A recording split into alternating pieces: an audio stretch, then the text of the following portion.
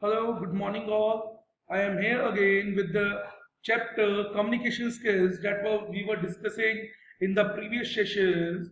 Now friends, as I told you that this syllabi or this syllabus has been designed by CBSE for your personality development, means you came to know how you have to behave in a technical world where IT skills actually was introduced to let you know the basics of computers so that at least you can work upon it, right?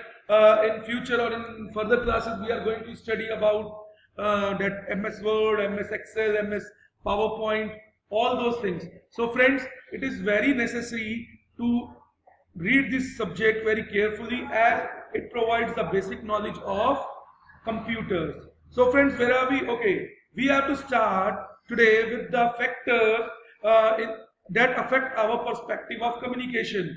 In the last class, we have studied about the perspective of communication. Now, we will study about factors that affect our perspective of communication. There are certain factors that affect and shape our perspective about messages that are communicated between sender and receiver. Visual, number one is visual perception. Now, visual perception is the ability to see, organize, and interpret our environment. Now, visual perception is the ability to see, organize, and interpret our environment. Means we have to interpret by seeing and by organizing it in own way. Every individual is unique being. It means everyone has his own thinking. Everyone can think positively or negatively depending on his own thinking. They differ in the view. They see the world. There are different perspectives of different person. Different images transmit varying messages. Means if I will see a mountain, a person can see, yes, I will climb that, and another can see, oh, how big is that? So there are two perspectives of two different people. So every living being is unique, and we have different perceptions towards looking at the things. Now language. Now language is one of the tools of human communication. Through the language, the sender aims to communicate information about the environment or the substances and what they perceive of it. Means उन्होंने क्या समझा, क्या पाया, वो इसके through इन चीजों को समझना चाहते हैं. Different human languages have different packages, have different processes for the same information. Now people speaking, there is also a perception that people speaking different languages may perceive the same information differently. Means जो अलग अलग राज्य हैं जिनकी अलग अलग भाषाएं हैं, they can perceive the information, same information in different way. Now prejudice. Prejudice refers to the attitudes and the feelings, whether positive or negative, and whether conscious or non-conscious. It refers to the attitude or feelings, how we can behave towards a problem or towards a perspective or towards a view. This refers to this thing the people have about members of their groups. We communicate with others and interpret the message we receive from them. Means I have received message from some other, and now I am interpreting that message in my own way to them, what I think of it, what is my perspective about that particular message. Next is your feelings. Our feelings or emotions can be put in four main categories: joyful, affectionate, hostile, and sad. When we are happy, it is joyful. So we are talking about the feelings. Our feelings or emotions can be put in four categories. Joyful, we are happy, we are showing some smiles. Affectionate means we are affectionate to somebody. Hostile and sad. Showing inappropriate emotions during a communication can have a bad impression on other people. Means if you are happy and you are showing you are sad, it will give some wrong input to somebody else. It may damage our relationships. If we display positive emotions, it will generally have a positive impact. Okay, so be positive in your life and show your positive emotions every time, because your surroundings is experienced by your feelings. Now, past experiences. It might happen that some of the past experiences are good, some are bad. So they influence our thought process, our senses. This affects response in our communication skills.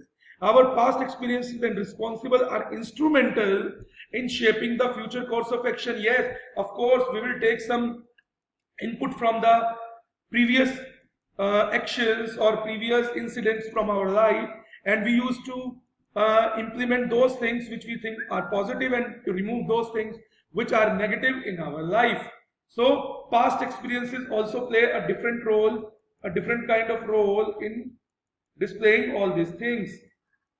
Now the next thing comes is environment. Environment means the location where this communication is taking place and when the communication is taking place.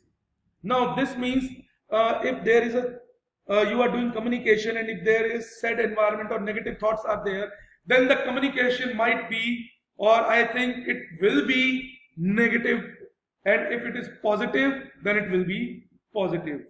Like a person, a conversation outside on a park bench, given in the example on a windy day, will face challenges, while conversation in a quiet room on sofa will be more effective. Yes, if I will give you this class while somebody is screaming or somebody is crying or somebody is laughing here and it has been recorded, so it will look bad, and if I'm just doing it in a alone place, that looks good and you will understand better.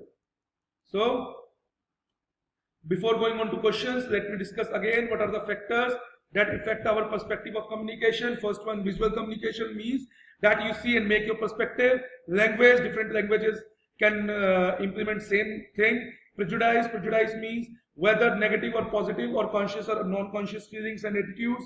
Now feelings, whether it is joyful, affectionate, hostile and sad. Now feelings are divided into 4 parts: joyful, affectionate, hostile and sad. Past experiences are past experiences, and the events that have occurred in the past have a profound influence on our senses. Environment, environmental context refers to the physical location, means where we are making that communication to take place. If we are making that communication on a park bench when in a windy day, that will not be a good idea. But if it is made in a alone way, means alone room or sofa, sitting it quietly and making the videos or the lectures, that will be a good idea, effective communication. Now let us move to the questions. What is communication? Now this is your assignment also, friends. Remember it, this is your assignment. I am reading out these 10 questions. What is communication? What is the main purpose of communication? Write any functions that communication establishes in our day-to-day life. What are the characteristics of communication? What is communication cycle? Write the functions of the following. Now you have to write them. What a sender does. What is the purpose of idea? What is encoding and decoding? Why is communication called a two-way process? This is a very important question. This is always asked when you are going through. So next is what is meant by perspective. अभी हमने पढ़ा है what is meant by perspective. Name any 4 factors that affect our perspective on communication: visual communication, language, feelings, prejudice, and so many things. Environment we have studied. You can write any 2 lines about them. What is the importance of communication? Write any 3 points. So friends, you have to do this work and show it to me. Now let me move further with the chapter basic writing skills. Friends, this is about the communication that we are writing or giving oral. Now I am moving towards writing skills. Now first one is use of correct grammar. Grammar lays groundwork of the effective communication. Good communication is not proper and is not effective without good command over the grammar. The use of grammar is essential to convey the correct meaning of the intended message. If I will take tense, if you will use was in, I was going to Delhi, and if I write I am going to Delhi, that makes a lot of sense and a lot of change to my communication. In first sentence, if I mistakenly write I was going to Delhi or I went to Delhi, so it means मैं Delhi गया था, and I am going to Delhi, मैं Delhi जा रहा हूँ, so मुझे किसी को बताना है कि मैं Delhi जा रहा हूँ, but I conveyed what, मैं गया. So use of correct grammar is essential. The proper use of grammar reduces the chance of being misunderstood. Like I have given you example, I went to Delhi, I am going to Delhi, right? Incorrect use of grammar in official communication can prove detrimental for one's career progression, as other people will consider the person incapable of effective communication. वो आपको सोच लेंगे आपको कुछ आता ही नहीं है, आपकी knowledge, आपकी capability, सब पे वो doubt करेंगे. So if you are good at writing skills and you are writing correct grammar, then it is an effective, very, very effective communication. So we must have a good command over the basic grammar of the language that we are communicating in. Okay. Now selection of right words. This is very much true, that selection of right words while writing a message or a letter or anything to anybody is a necessity, because it can make one understood very well or misunderstood very well. I am saying both the things. It can make anyone understood very well or misunderstood very well. Okay, so we should always remember that the right words doesn't mean using difficult or complex words. It can be a simple words of your language, but it should be correct and appropriate for that place. Okay, so we should be extra careful not to use unfamiliar words, and when we need to do so, we should check their meaning first and then convey it to others. Okay, we should use the synonyms of a word carefully, as all synonyms that may have equal relevance in context means the meaning of the word should be clear to us, whatever we are conveying to somebody else. Now, use of easy sentence. Now, it is preferred that use that language that everyone can understand. It is not necessary that if you are writing in English, everyone is capable of understanding the different or the complex words. So, we should write our thoughts as a clear process to avoid any ambiguity. Okay. Now, it is best to write simple, short and precise sentences. We should also use correct punctuation marks while writing a no.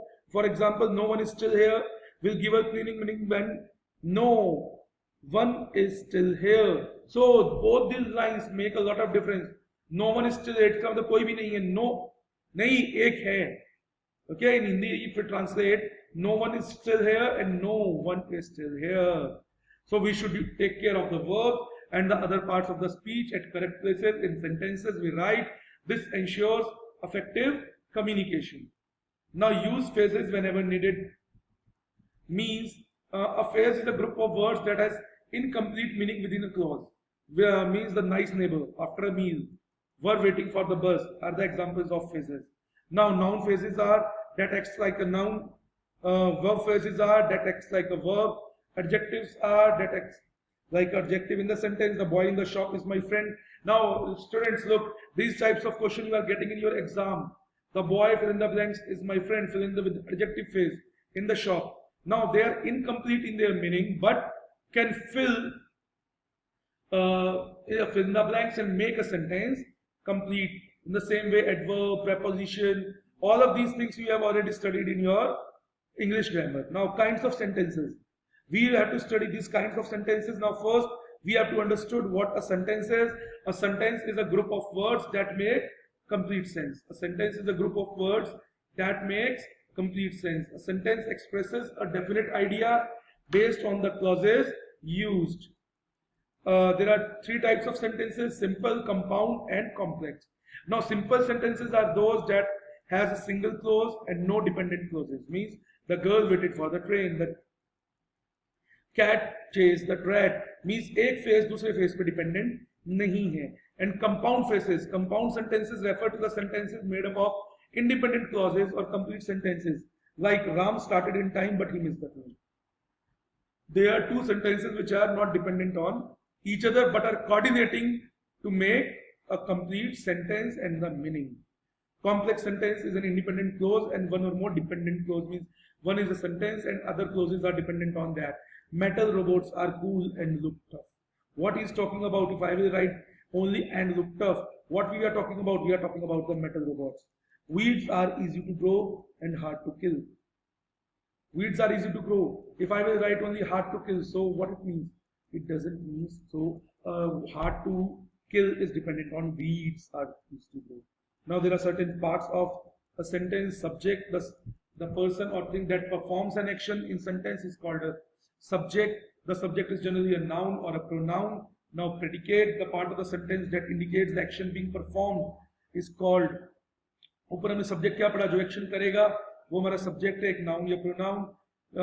जो action हो रहा है वो हमारा होगा predicate. Like I go to park daily. In this park is an object in sentence may have or may not have object. Clause, a clause is a group of words that contains a subject and a predicate, which contains both the upper things, like brush your teeth, go to bed, Phases. A phase is a group of words that convey incomplete meaning.